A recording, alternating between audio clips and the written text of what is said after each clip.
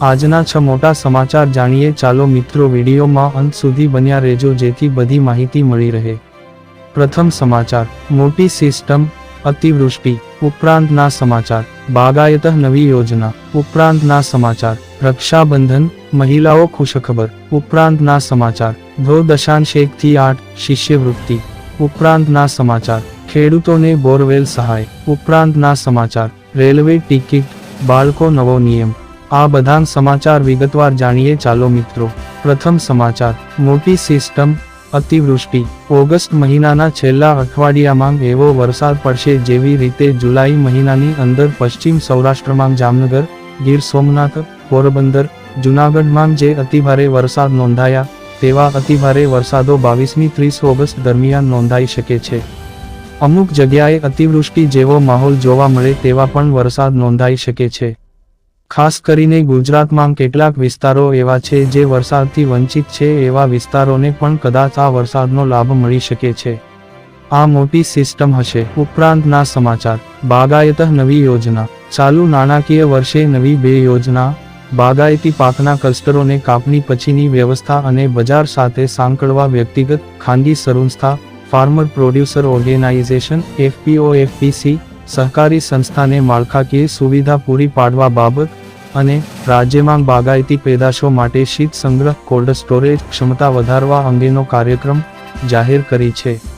આઈ ખેડૂત પોર્ટલ 12 ઓગસ્ટથી 11 ઓક્ટોબર સુધી ખુલ્લું મૂકવામાં આવેલ છે। ખેડૂતો, સંસ્થાએ ઓનલાઈન આઈ ખેડૂત પોર્ટલ પર અરજી કરવાની રહેશે। ઉપરાંતના સમાચાર, રક્ષાબંધન, મહિલાઓ ખુશખબર। રક્ષાબંધનના અવસર પર ઉત્તર પ્રદેશમાં મહિલાઓને 2 દિવસ માટે મફતમાં મુસાફરી કરવાનો મોકો મળશે। ઉત્તર પ્રદેશના પરિવહન મંત્રી દયાશંકર સિંહે જાહેરાત કરી છે કે રક્ષાબંધનના તહેવાર પર ગત વખતની જેમ મહિલાઓને 2 દિવસ સુધી રોડવેઝ બસમાં મફત મુસાફરીની સુવિધા મળશે। ઉપરાંતના સમાચાર, ધો 1.1 થી 8 શિષ્યવૃત્તિ। તમામ ધોરણ પહેલી 8ના વાલીઓને જણાવવાનું કે ગઈકાલે સમાજ કલ્યાણના થયેલ પત્ર મુજબ શિષ્યવૃત્તિ 2024થી 25ના કામગીરી શરૂ થયેલ છે, પરંતુ આ વર્ષે 2 થી 3 સુધારા આવતા જ્યાં સુધી વિદ્યાર્થીનું નામ રેશન કાર્ડ માંગ નહીં હોય કે આધાર કાર્ડ નહીં હોય તો શિષ્યવૃત્તિ મળી શકશે નહીં।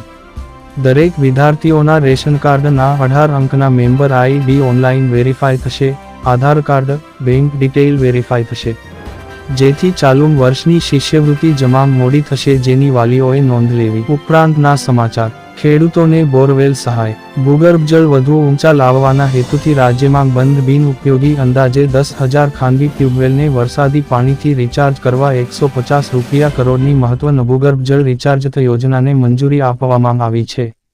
આ બંધ ટ્યુબવેલ, બોર રિચાર્જ માટે 90 થી 10ના ધોરણે એટલે કે 90% ફાળો ખર્ચ રાજ્ય સરકાર આપશે જ્યારે 10% ફાળો લોક ભાગીદારીથી આપવાનો રહેશે। ઉપરાંતના સમાચાર, રેલવે ટિકિટ, બાળકો નવો નિયમ। રેલવેએ બાળકોની ટિકિટને લઈને કેટલાક મહત્વપૂર્ણ નિયમો બનાવ્યા છે। જો તમારા બાળકની ઉંમર 5 વર્ષથી 12 વર્ષની વચ્ચે છે તો તમારે રેલવેમાંથી ટિકિટ ખરીદવી જરૂરી છે।